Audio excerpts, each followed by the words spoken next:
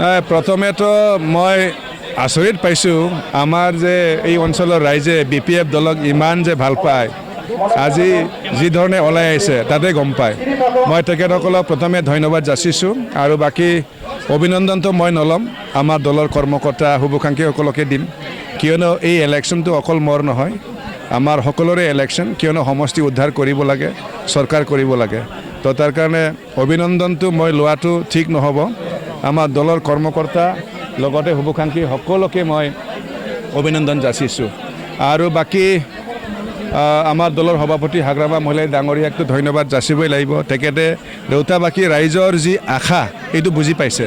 যাৰ ফলত তেখেতে এইখিনি পদক্ষেপ লৈছে বাকী সকলোকে ধন্যবাদ যাচিব লাগিব আমাৰ ৰৌতা সমষ্টিৰ বাবে নিৰ্বাচন খেলিবৰ কাৰণে 4জন ব্যক্তিয়ে এপ্লিকেশ্যন দিছিলে কিন্তু এই 4জন ব্যক্তিও আজি দলৰ সিদ্ধান্তটো গ্ৰহণ কৰিছে সবে একেলগে আমি আছোঁ আমাৰ লগত ভাস্কৰ কছাৰী ডাঙৰীয়া আছে এফালে আমাৰ প্ৰসংগ্ৰা বসন্তাই ডাঙৰীয়া আছে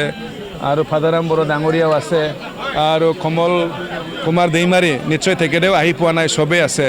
তো আজি দলৰ সিদ্ধান্তটো সকলোৱে একচেপ্ট কৰিছে এইটো বহুত মানে ভাল লগা কথা আৰু আমাৰ ৰৌতা সমষ্টিটো BTC প্ৰথম ইলেকশ্যনৰ প্ৰায় আৰম্ভণিৰ প্ৰায় একেৰাহে 3বাৰ BPF দখলতে আছিল যোৱাবাৰো আমাৰ দখলতে থাকিব লগা আছিলে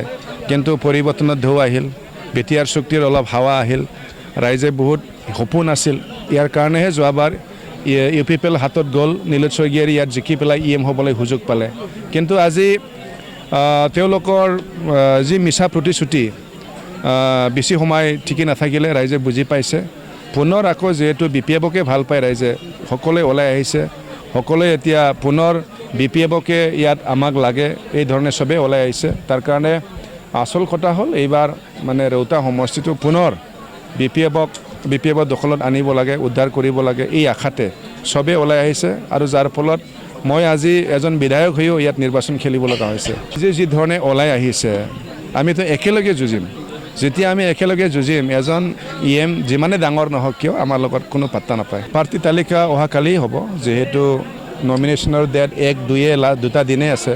তো তাৰ কাৰণে কালি ভিতৰতে হৈ যাব অন্য দলটো এতিয়াও দিয়া নাই তাৰ কাৰণে আমাৰ ভাবি চিন্তি এইবাৰ যেহেতু দিব লাগে আৰু আমি খুব সিৰিয়াছ এইবাৰ আমি চৰকাৰ কৰিমে প্ৰশ্নটো শ্যামচন্দিক পাতি দিয়া হৈছে হয় শ্যামচন্দি ডাঙৰীয়াক মই পোৱা বুলি শুনিছোঁ তেখেতকো মই অভিনন্দন যাচিছোঁ ভোটৰ ব্যৱধান আমাৰ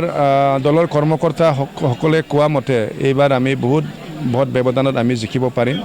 কিয়নো মানুহে ভাবিছিল যে ৰৌতা সমষ্টিত বিশ্বনাথৰ 14খন গাঁও সোমাইছে আৰু এই 14খন গাঁৱৰ পৰা BPFে ভোট নাপাব নেকি এটা সন্দেহ আছিল কিন্তু আমি এই অঞ্চলত যোৱাৰ পিছত দেখিলোঁ এই অঞ্চলৰ ৰাইজে ক'বলৈ গ'লে তেওঁলোকে BPFৰ মানুহ হয় 2011 চনত ইয়াতে BPFে MLA খেলিছিল আৰু যোৱা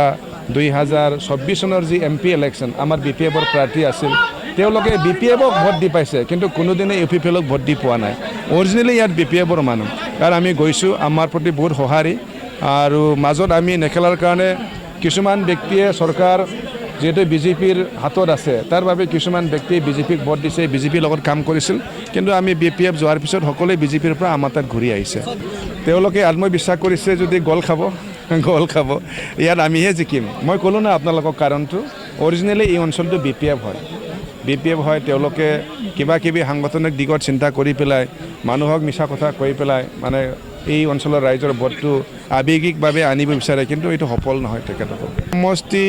হিচাপে অহাটো আমাৰ ডেট ফিক্স হোৱা নাই কিন্তু অহা সোমবাৰে নমিনেশ্যন দিব 5টা সমষ্টি আমি একেলগে নমিনেশ্যন দিম সেইদিনা আমাৰ হাগ্ৰামা মহিলাই ছাৰ 10টা বজাতে ওদালগুৰিত আহি পাব আৰু সেইদিনা আমাৰ প্ৰতিটো 5টা সমষ্টিৰ দলে বলে সবে ওলাব আৰু একেলগে আমি নমিনেশ্যন দিম